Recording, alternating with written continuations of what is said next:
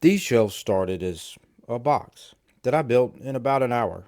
Not a fancy mold, not something I bought, just a simple form that made all of this possible. I love using pre-made molds. They're quick, they're easy, they just work. But eventually you're going to want to build something that doesn't fit in a standard mold that you might purchase online or at a store. And that's where people usually stop, because building your own mold sounds complicated. And it's really not. It can be really intimidating the first time. I'm going to walk you through step by step, and at the end of this video, you'll be able to build one for whatever project that you want. So let's start with what you actually need, because this part is way simpler than you would expect. For the base and the sides, you're going to need some type of sheet good. Plywood works great. Now, you can use melamine. However, I caution you on that, because if you have really deep pores or a lot of volume in epoxy, then the melamine could be damaged during the exothermic reaction. It could heat up hot enough to actually damage or melt some of the melamine coating off of it. And the whole idea behind using melamine is that the epoxy doesn't stick to it very well, but if it's damaged and it melts a little bit, then you're defeating that purpose.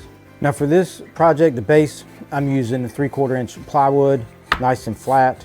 You can use 1/2 inch plywood if you wanted to. Really, the size is not critical so long as it fits your mold and the sides are tall enough to account for your project and your epoxy and a little bit extra. We'll talk about that a little bit more in a minute. You also need some type of sheathing tape, tuck tape, whatever you want to call it. You could also use just regular packing tape if you want, but for this one we're going to be using the Tyvek tape. But the tape is really what's going to prevent the epoxy from adhering to the sides or the bottom of your mold. You'll need either some brad nails or some screws. For this, we're just going to use some number 8 1 1/4 inch screws. And then there's the silicone or the caulk. And this is basically your insurance policy against any leaks. And trust me, epoxy will find its way out if you just give it even the smallest opportunity. And that's pretty much it. I mean, you're going to need a mallet later for demolding, but for actually building this thing, that's pretty much it. Now I've got a whole lot of scrap and offcuts from some recent cabinets that I built in drawers and stuff in my shop. It just happens to be 1/2 inch plywood. And that's fine too. Like I said, it's not critical as to the size or the thickness. My base will be 3/4 of an inch because I just happen to have some scrap offcuts that works. So this is a great way to use up offcuts and scraps in your shop also. Now before you cut anything, you need to make sure that you size your mold correctly. So if you know the dimensions of the project that you're going to be making, for example, in this project, I'm going to be making 3 floating shelves, and I want my final dimensions of these shelves to be 20 inches long and 6 inches deep. Now a good rule of thumb is to make your mold larger than what the final dimensions are going to be. How much larger, that's up to you. Typically I'll do anything from a 1/2 inch to an inch around each edge. So either 1 inch to 2 inches larger on all sides.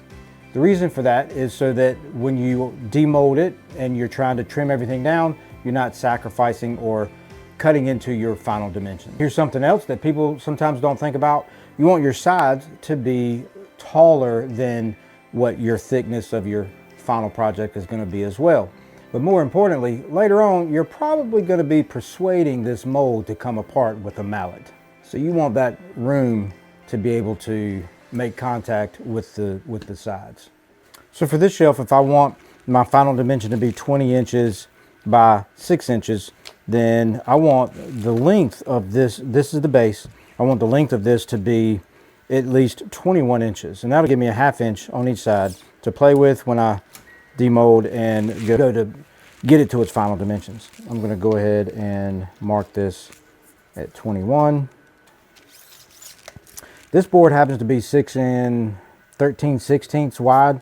I'm going to leave that alone. I'm not going to rip this down. I'm just going to leave that. That'll give me, I don't know, about 3/8 of an inch on each side, give or take. For my sides, you're going to have the long sides and the short sides. So you want your short sides to be the same width as the base, and then the long sides length, you're going to want, if this is going to end up being 21 inches, then me personally, I'm going to do my long sides at 23. That'll let them come out just a little bit further, give me a little bit more to knock off the mold. How tall you want it to be. The lumber that I'm using for these shelves, it sits at about 1.25 inches thick. So what I'm going to do for my sides, I'm going to make them around 2 3/4 inches.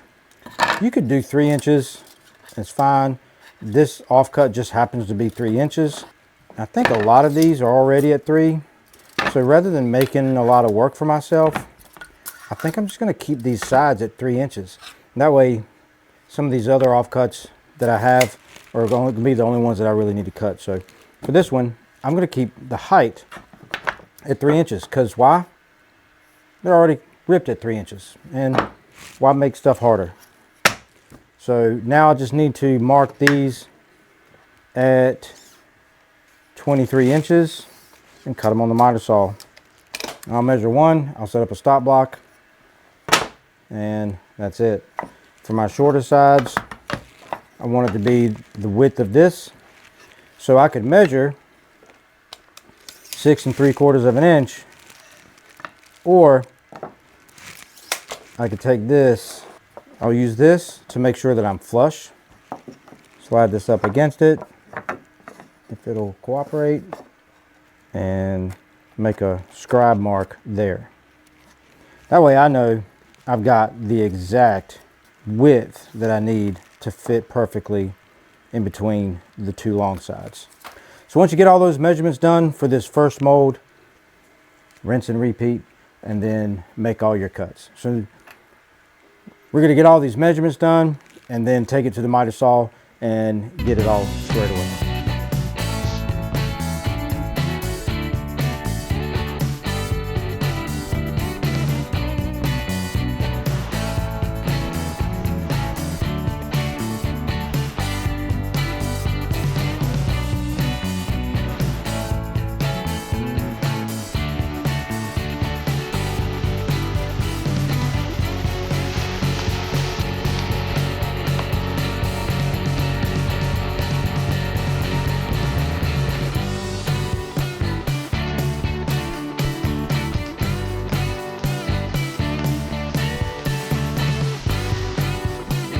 Pro tip, if you've got dust collection hooked up to your table saw, make sure it's plugged in if you're going to run it.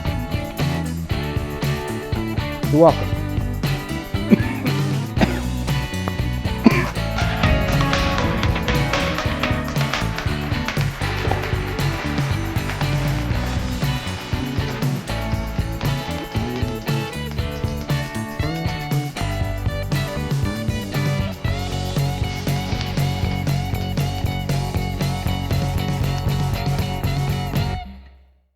When you're using the Tyvek tape, you want to make sure that you cover all surfaces that's going to come in contact with the epoxy.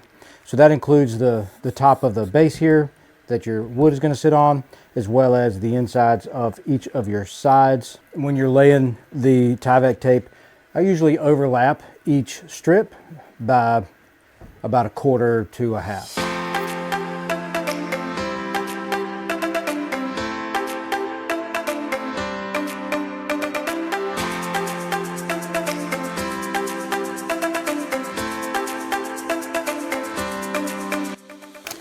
One thing to make sure when you're laying this Tyvek tape or even the packing tape is you want to try to get it as smooth and bubble free of any bubbles or wrinkles in the tape, because that will transfer into your project.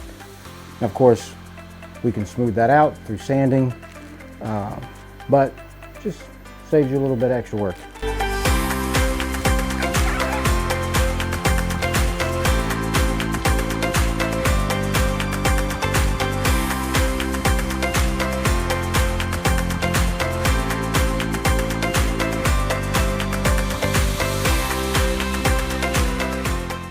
All right, now we're ready to start putting this together.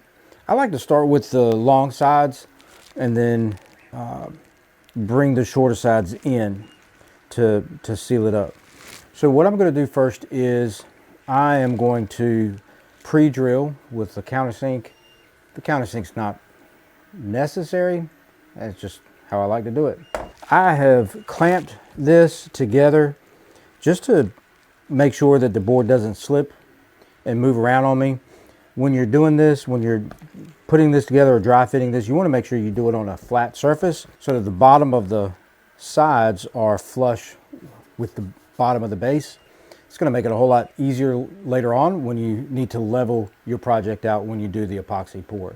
When you're assembling this, you can use brad nails or screws. Just keep in mind, if you do use brad nails, not to go crazy with it and hit that sucker like a Gatling gun, because later on you will be disassembling this mold in order to get your project out.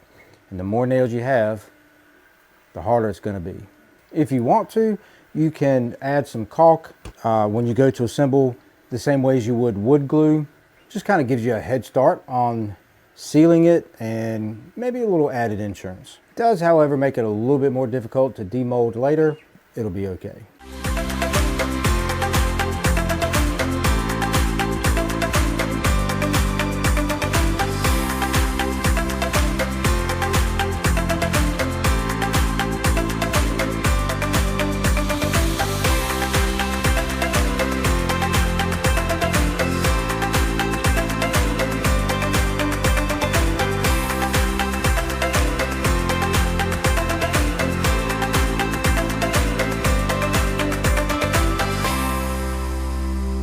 The molds are put together, they're nice and sturdy. Now it's time to seal it with the caulk or silicone, whichever you choose to use. This step right here is what separates a clean pour from a disaster. At a minimum, you need to put caulk on every single joint and every crevice inside the mold. The bottoms, all four sides, along with the corners moving up. I recommend, and what I will do is also put a bead of caulk on the outside along all the seams, just because epoxy is expensive. I don't want to waste it, and it makes a mess. I don't want to have to clean it up. So here we go.